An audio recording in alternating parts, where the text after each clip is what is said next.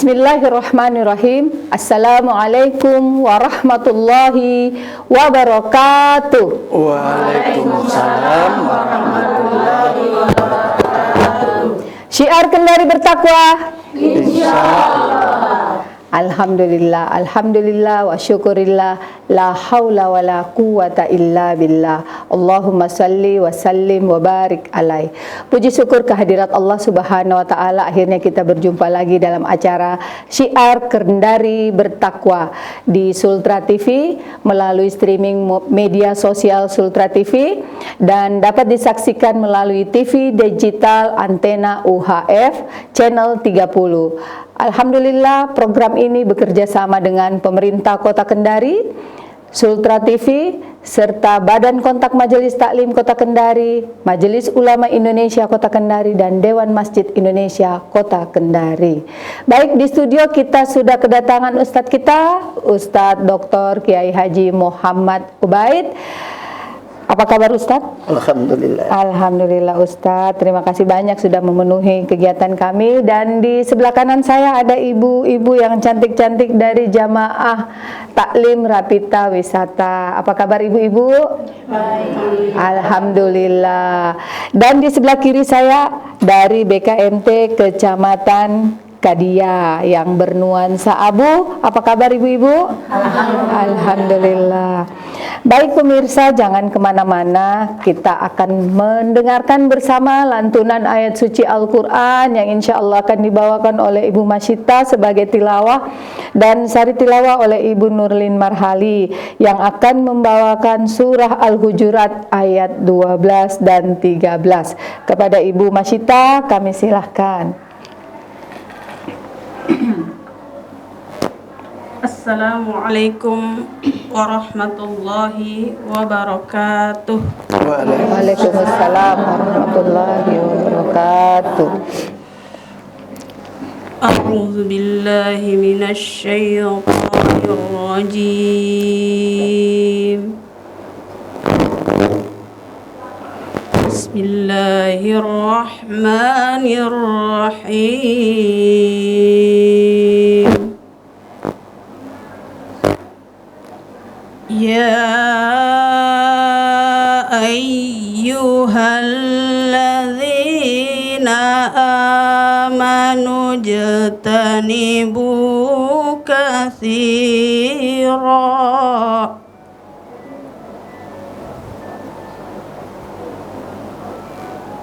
Ya ayyuhalladzina amanu jtanibu katsiran minadh-dhann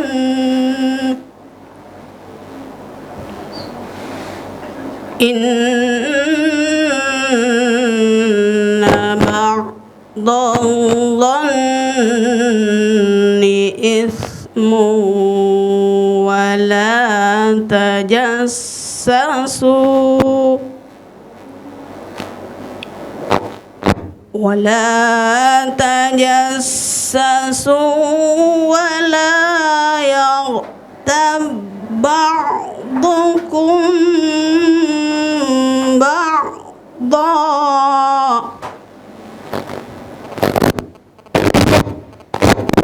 أيحب أحدكم أن يأكل لحم أخيه ميتا فكرهتموه واتقوا الله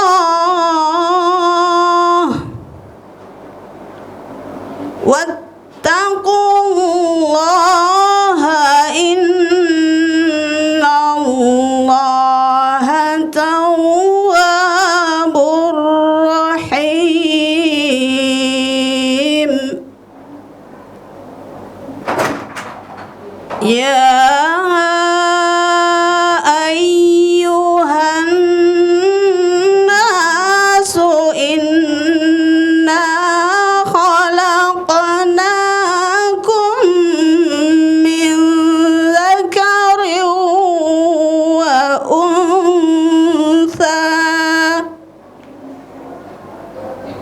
وجعلناكم شعوبا وقبائل لتعارفوا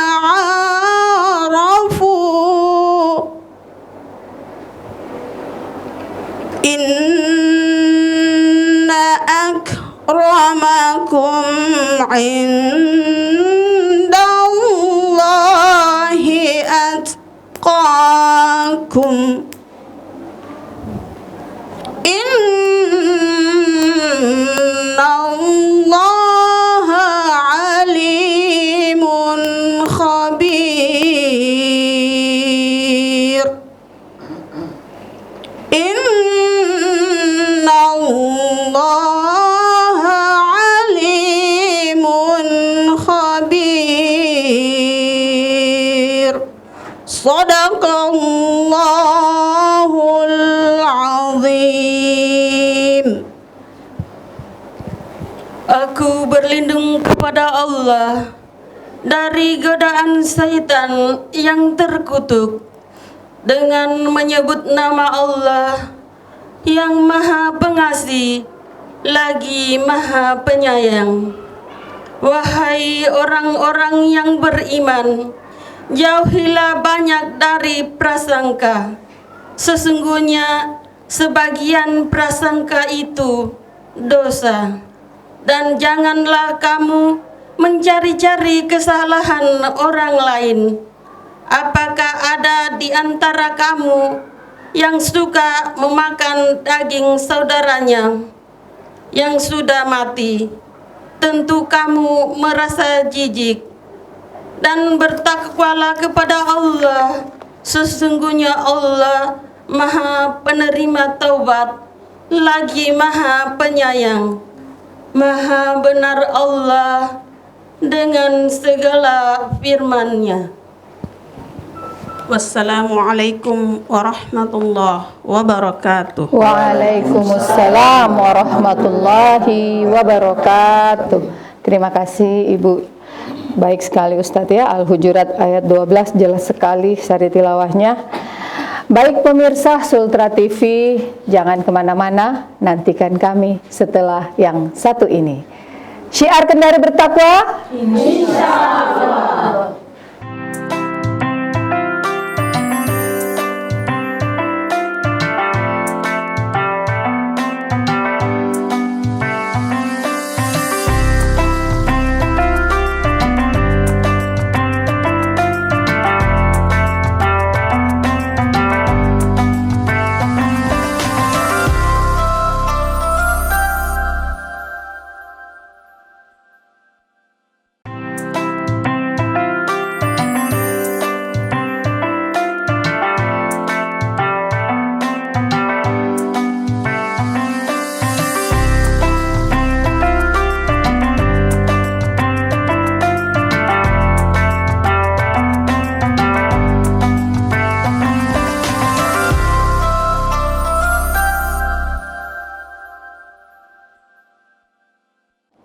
Syiar Kendari Bertakwa, insyaallah.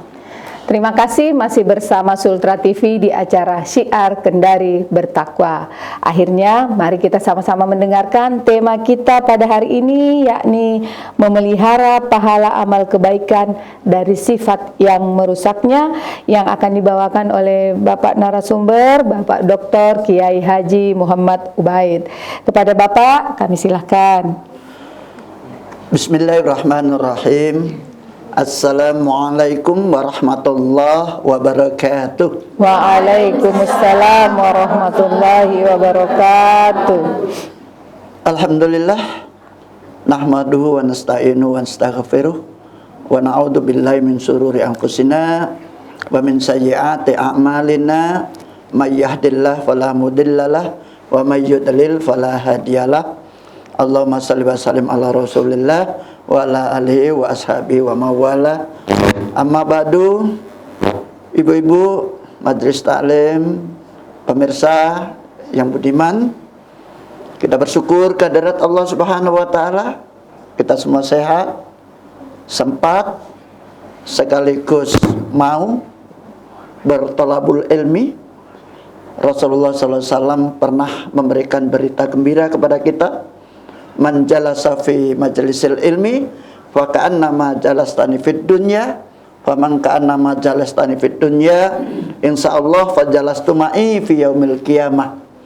Siapa yang hadir di suatu majelis seolah-olah pernah semajelis denganku, dan barang siapa yang seolah-olah pernah semajelis denganku, insya Allah dia akan bermajelis denganku di hari kemudian. Ibu-ibu dan pemirsa yang budiman, hidup di dunia ini gampang-gampang susah, gampang kalau kita tahu caranya, susah kalau kita tidak bisa menyikapinya. Sampai Allah Subhanahu wa taala dalam surat Al-Asr yang kita pasti tahu semua, hafal semua, wal asr innal insana lafi khusr. Demi masa, demi waktu, sesungguhnya manusia itu semua akan merugi, akan merasa bangkrut. Illal ladzina amanu wa amilus sholihat wa tawassaw bil haqqi wa tawassaw bis sabr. Siapa yang tidak merugi? Siapa yang tidak bangkrut?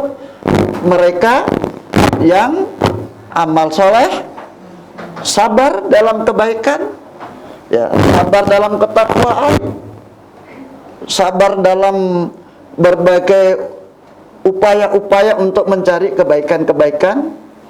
Jadi orang yang tidak pernah merugi adalah mereka yang mau terus beramal soleh.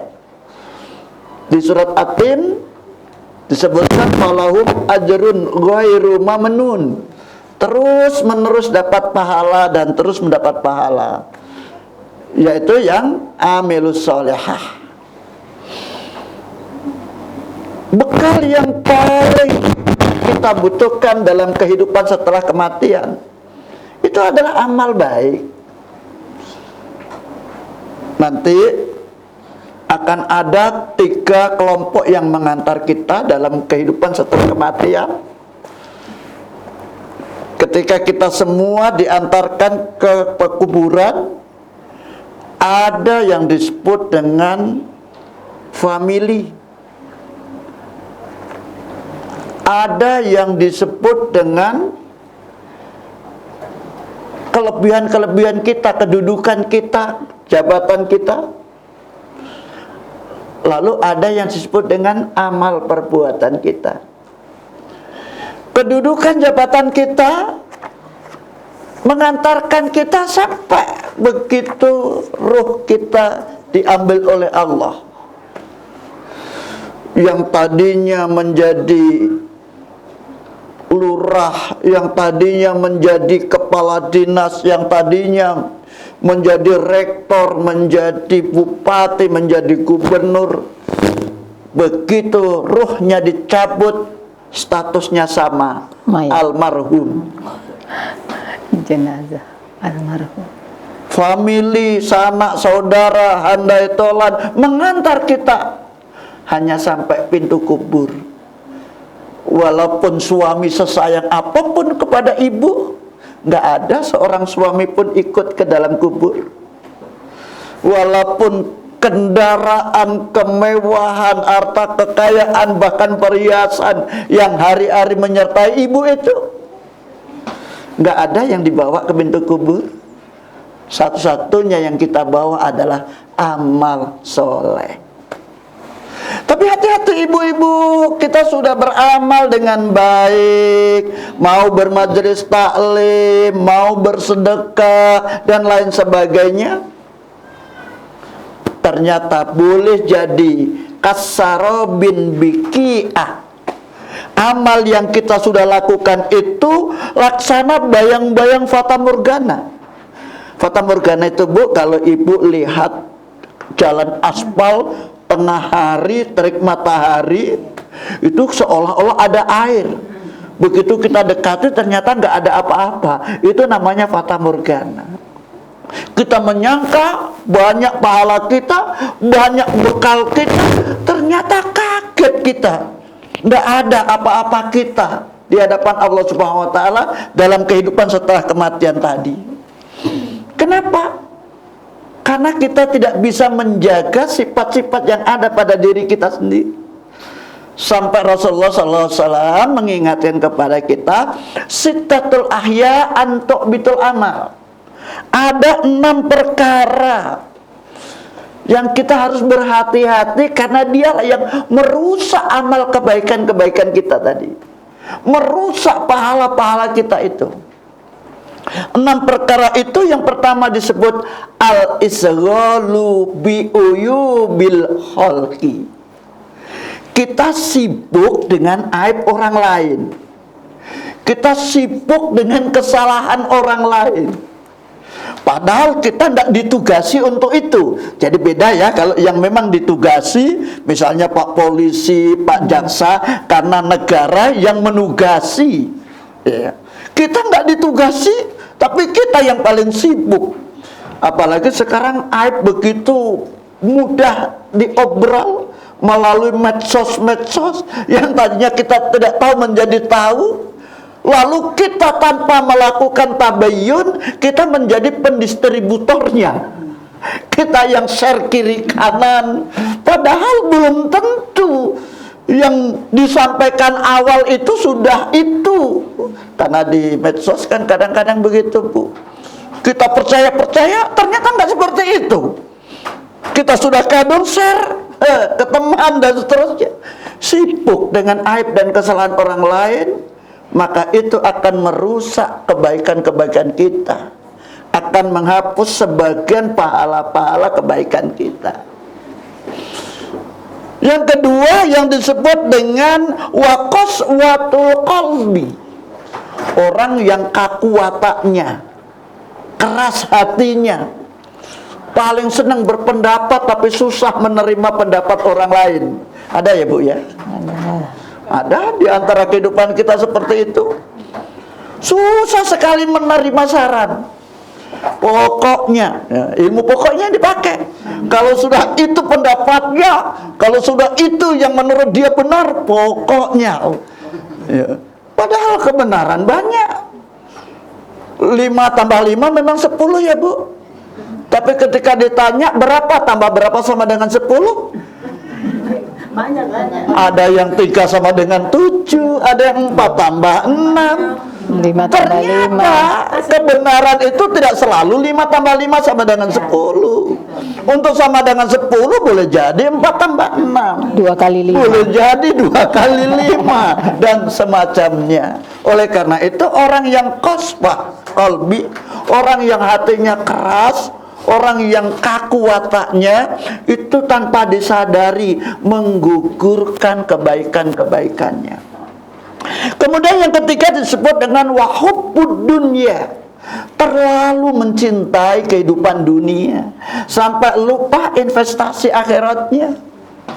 Seolah-olah ukuran kebahagiaan hanya di dunia saja.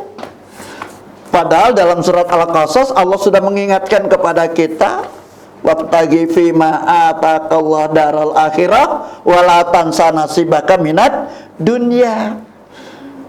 Capailah, gapailah kebahagiaan di akhirat, tapi jangan lupa juga kebahagiaan di dunia. Jadi ada perimbangan. Kita berdoa juga fid dunya hasanah, jangan lupa juga fil akhirah hasanah. Sampai ada satu pepatah yang mengatakan ikmal lidunyaka ka'annaka ta'isu abada wa'mal li akhiratika ka'annaka tamutu goda. Kalau kalian bekerja untuk dunia, sungguh-sungguh kerja keraslah, kerja cerdaslah, sampai kerja ikhlaslah, seolah-olah akan hidup selama-lamanya. Tapi kalau sedang ibadah untuk akhirat, jangan lupa untuk mengambil perasaan seolah-olah besok akan mati, sehingga ibadahnya sungguh-sungguh, ibadahnya khusyuk. Dunia iya harus kita kejar, tapi jangan lupa untuk akhirat. Biasanya begitu mencintai keduniaan yang serba rumah megah, harta berlimpah ruah, kendaraan perabotan indah-indah, pokoknya yang semua, Bu. Kita lupa seolah-olah tidak akan mati. Begitu juga menilai seseorang hanya karena kelebihan dunianya, menilai orang karena kekayaannya, karena derajatnya. Pastikan, Bu, ketika menilai manusia karena kelebihan dunianya, ibu-ibu pasti akan kecewa. Menilai suami karena kelebihan dunianya, Bu, ya, karena cakepnya, karena jabatannya, pastikan ibu akan kecewa. Maka yang keempat disebut dengan wakilatul haya. Yang keempat, tipis rasa malunya. Lain pemalu, lain malu ya, Bu, ya. Anak gadis disuruh bawa teh keluar karena ada tamu, nggak mau. Kenapa? Malu. Itu bukan malu, itu pemalu itu. Ya, ini ada kuah nak, ada sayur nak, bawa ke tetangga, nggak mau. Kenapa? Malu. Itu bukan malu. Malu itu tidak enak hati jika melakukan sesuatu yang melanggar ketentuan Allah dan Rasulnya. Ini malu tertinggi. Tidak enak hati kalau melakukan sesuatu melanggar aturan-aturan, apakah aturan hukum, aturan sosial, ataupun aturan adat istiadat. Kalau itu kita langgar, kita merasa tidak enak hati, itu namanya malu. Tapi malu yang tertinggi adalah kepada Allah dan Rasulnya. Sampai Rasulullah SAW mengingatkan, kalau Allah ingin mencabut karunia-Nya, rahmatnya, keberkahannya, maka yang pertama akan dicabut dari manusia itu apa? Rasa malu. Jadi kalau manusianya sudah tidak punya malu lagi, pastikan dia akan saling mencerca, memaki, seperti yang disampaikan oleh qori kita tadi. Padahal kita disampaikan la yaskhar qaumun min qaumin asa ayyakuna khairam minhum. Jangan menghina antara satu dengan yang lain. Boleh jadi yang kita hina itu adalah lebih baik dari kalian. Ketika kita sudah tidak punya rasa malu, kita menjadi saling tidak percaya, kita saling mengkhianati, kita saling menghina, dan kalau itu sudah menjadi tradisi kehidupan kita, sudah akan dicabut keberkahan Allah dari kita. Yang kelima, tulul amal, yaitu panjang angan-angan. Kehidupan seolah-olah hanya sampai diandai, jikalau, sehingga nggak ada upaya untuk majukan diri. Kenapa? Hanya dalam hayalan semua, dalam ilusi. Yang namanya hayalan itu kan indah-indah semua ya, Bu, ya. Seandainya saya jalan terus dapat uang 1 koper, seandainya. Siapa yang mau simpan uang kopernya di tengah jalan? Ya. Maka Umar ibn al-Khattab menasihatkan,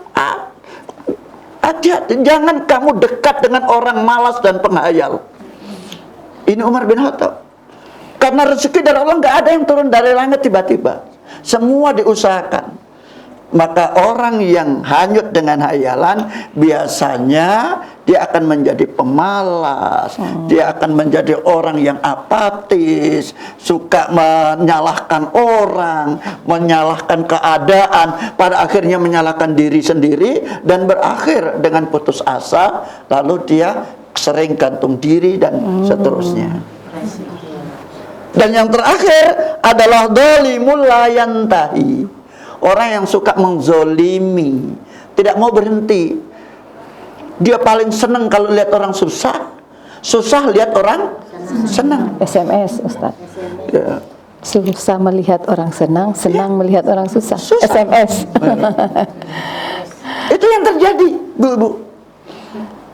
Karena suka zolim, suka berbuat menyakiti hati orang, menzalimi orang, membuat rugi orang. Ini yang akan merusak kebaikan-kebaikan kita sendiri. Habis pahala kita, diambil oleh orang yang kita zalimi. Ya. Sudah pahala kita habis, belum juga impas antara perbuatan kita dengan amal kita diambil, Bu. Dosanya orang yang kita zalimi diberikan kepada kita.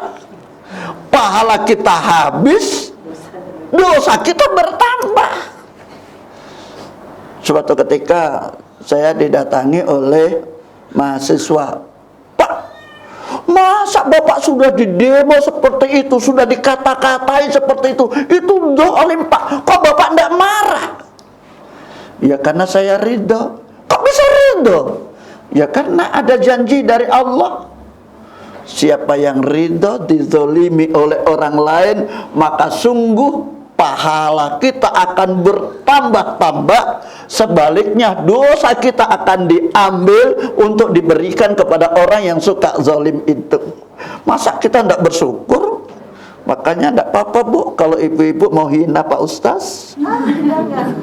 Pak Ustaz ridho supaya apa? Bertambah pahalanya sekaligus kurang dosanya. Jadi 6 perkara inilah yang oleh Rasulullah diperintahkan kita hati-hati, itu yang akan menghabisi amal kebaikan kita. 1, sibuk dengan aib orang lain. 2, watak kaku. 3, mencintai dunia, melebihi, selalu cinta pada dunia. Yang keempat, tipis rasa malunya. Yang kelima, panjang angan-angannya. Yang keenam, suka berbuat zalim. Demikian pengantarnya, kami kembalikan kepada pemandu. Assalamualaikum warahmatullahi wabarakatuh. Waalaikumsalam warahmatullahi wabarakatuh. Terima kasih Ustadz pencerahannya. Nanti kita lanjut dengan diskusi ya. Baik. Ya. Baik ibu-ibu, siapkan pertanyaannya terkait materi yang tadi ya. Nanti sebentar kalau saya tunjuk, ibu, kalau saya persilakan ibu-ibu angkat tangan dan saya persilakan baru ibu-ibu bertanya. Jangan lupa identitasnya, dari mana, namanya siapa. Baik pemirsa Sultra TV, jangan kemana-mana, nantikan kami setelah yang satu ini. Syiar Kendari Bertakwa, Insya Allah.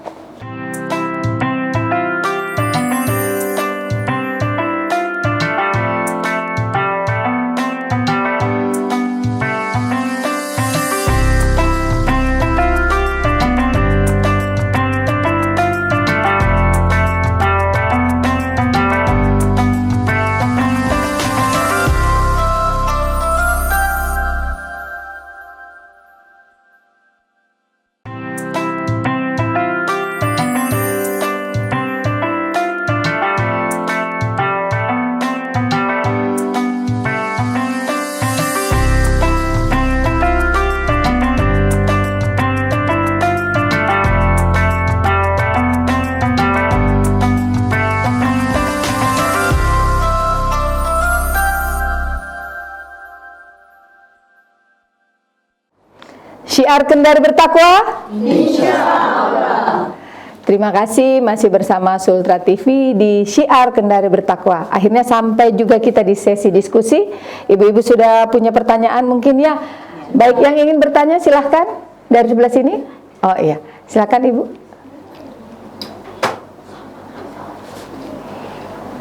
Bismillahirrahmanirrahim. Assalamualaikum warahmatullahi wabarakatuh. Waalaikumsalam warahmatullahi wabarakatuh. Perkenalkan, nama saya Ibu Ratna Ningsih dari Jamaah Wisata Kota Kendari. Pertanyaan saya Pak Ustadz, apa yang harus kita lakukan bila melihat kemurkaan teman kita yang sudah bertahun-tahun dia lakukan dan sudah dinasehati, tapi ia mengatakan urus saja diri sendiri dan keluargamu, padahal teman-teman tersebut adalah teman majelis taklim. Demikian Pak Ustadz, terima kasih. Assalamualaikum warahmatullahi wabarakatuh. Waalaikumsalam warahmatullahi wabarakatuh. Baik, Ibu Ratna tadi bertanya, Bu. Pak ya, mungkin langsung saja dijawab, silahkan. Terima kasih Ibu. rasanya tidak enak itu di surga kalau sendirian. Ya. Kita semua berprinsip kalau bisa wasiqal ladzina taqaw rabbahum ilal jannati zumara. Kita sebagai hamba Allah yang sama-sama bertakwa, yuk kita masuk surganya rombongan, ya. Sama-sama sebagai anggota majelis taklim, ayo kita sama-sama ke surga. Kita ini calon penghuni surga semua. Motivasinya seperti itu. Kita ini pemegang kunci surga. Miftahul jannah bikalimah la ilaha illallah. Kita ini pemegang kalimah la ilaha illallah. Pak, yang masuk surga kan yang melakukan kebaikan. Ada lagi yang mengatakan, yang menjadi dalil kita, miftahul khair as-shalah. Kunci kebaikan itu adalah salat. Maka kita tidak boleh berhenti melakukan kebaikan-kebaikan disebabkan yang kita ajak belum mau ikut. Kita tetap terus-menerus melakukan kebaikan, tidak berhenti walaupun hasilnya nihil, hasilnya tidak sesuai dengan keinginan kita. Kenapa? Karena untuk dia bisa berubah bukan diri kita, tapi dari yang bersangkutan dan atas izin Allah Subhanahu wa ta'ala. Pendeknya kita berprinsip la yukallifullahu nafsan illa wus'aha laha ma kasabat wa 'alaiha ma kasabat. Pokoknya tidak mungkin Allah memberi beban kita yang lebih daripada sekedar yang kita mampu. Nasihat kita udah berikan, dia belum berubah. Oh, mungkin cara kita memberikannya yang Salah. masih belum sesuai, masih salah. Kalau begitu kita rubah lagi caranya. Suatu ketika saya datang di satu keluarga sendiri, Bu. Ternyata keluarga itu saya dapat informasi nggak pernah sholat. Oh, saya datang tidak nyuruh sholat, tapi datang di waktu sholat.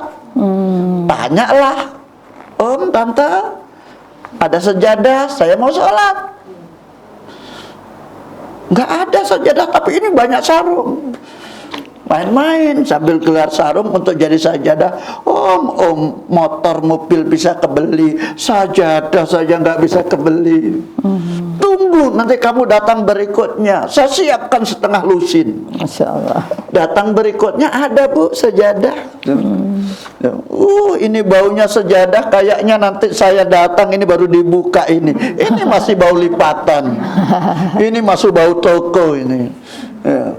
Lama-lama sajadahnya sudah sering dibuka. Om, Tante marah, ada rasa malu hati. Kalau nggak pernah dipakai, ditegur lagi sama kemenakannya. Mau pulang ke Kendari, Bu. Ini di Jawa. Saya tahu tradisinya masyarakat di Jawa situ senang sekali bikin acara selamatan. Om, Tante masa kemenakan mau seberang laut, mau menyeberang laut masih pakai kapal laut dulu. Tidak diacarakan selamatan, bikin acara selamatan dong, Om. Kalau tidak ada duit nih tak kasih duit. Kata, masa untuk selamatan kemenakan saja harus minta? Udah nanti dibikinkan tumpeng, bikinlah tumpeng, Bu. Apa yang dia lakukan? Begitu ngundang tetangga, saya minta waktu. Boleh nggak, Om, saya ngisi waktu sekedar pamitan? Padahal saya ceramah, Bu. Ceramah tentang sholat. Di rumahnya orang yang tidak sholat. Ternyata dia dengar-dengar, dia tertarik dengan isi ceramah saya. Dia belajar sholat. Diawali dari tante dulu. Maaf, biasanya perempuan lebih sensitif perasaannya, gampang tersentuh. Begitu tersentuh belajar, Bu. Saya datang berikutnya, alhamdulillah, tante udah sholat, omnya masih lubang-lubang gitu ya. Tapi karena pada akhirnya malu sama istrinya, dia sholat. Anak-anaknya sudah sholat lebih awal. Ini cara. Jadi jangan pernah putus asa dari rahmat Allah untuk bagaimana siapa tahu dari lisan-lisan kita itu ada hidayah untuk orang tertentu. Berubah. Insya Allah ketika dia sudah dapat hidayah karena pengaruh dari kita, setiap kali dia melakukan kebaikan, kita ikut dapat secara multi level kebaikan dari orang yang sudah berbuat baik karena dari mendapat hidayah dari ucapan atau lisan kita itu. Saya kira demikian, Bunda. Ya. Mohon maaf kalau masih Ya, baik. Jelas Ibu Ratna ya. Insya Allah. Baik, kalau memang masih ada yang ingin ditanyakan, boleh bentar pulang dibisik-bisik. Ya, baik. Selanjutnya dari Kecamatan Kadia, iya, silahkan Ibu.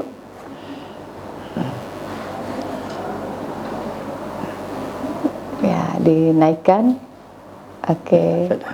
Ya, sudah kedengaran. Bismillahirrahmanirrahim. Assalamualaikum warahmatullahi wabarakatuh. Waalaikumsalam warahmatullahi wabarakatuh. Jangan lupa namanya, dari mana? Nama Ibu Minasi dari BKMT Kecamatan Kadia. Yang kami tanyakan Pak Ustaz, berhubungan dengan apa yang disampaikan tadi, masalah yang mengurangi 6 perkara yang mengurangi amalan kita.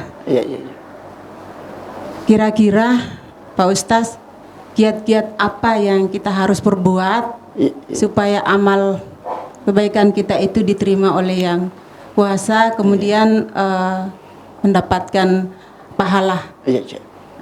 Itu barangkali. Terima kasih. Assalamualaikum warahmatullahi wabarakatuh. Waalaikumsalam warahmatullahi wabarakatuh.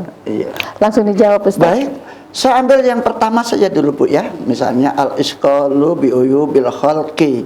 Jangan sibuk dengan aib orang lain.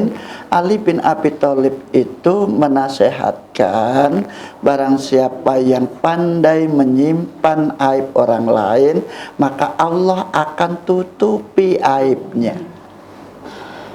Jadi bisa kita pakai nasihat orang tua kita dulu. Kata orang tua kita, boleh pecah di perut, yang penting tidak pecah di mulut. Artinya kalau kita lihat kekurangan orang, kejelekan orang, cukup kita yang tahu. Kalau toh orang lain tahu, yang penting bukan dari kita. Kalau dengan teman, dengan tetangga, kita tahu, pura-pura tidak tahu. Jadi perahu sama perahu, bendera simpan di muka. Kita tahu, boleh sama tahu, tapi rahasia tidak terbuka. Kejelekan orang, aib orang tidak kita buka. Jadi di antara yang kita bisa hadirkan untuk mensikapinya adalah jangan-jangan kekurangan yang ada di orang lain, kesalahan yang di orang lain, aib yang ada di orang lain itu berhikmah untuk kita. Ada kawan kita selingkuh, ternyata rumah tangganya menjadi berantakan. Nasihat buat kita, kalau saya ingin utuh keluarga saya jangan selingkuh. Tuh, tetangga kita, kawan kita yang selingkuh, keluarganya jadi berantakan. Nasihat buat kita.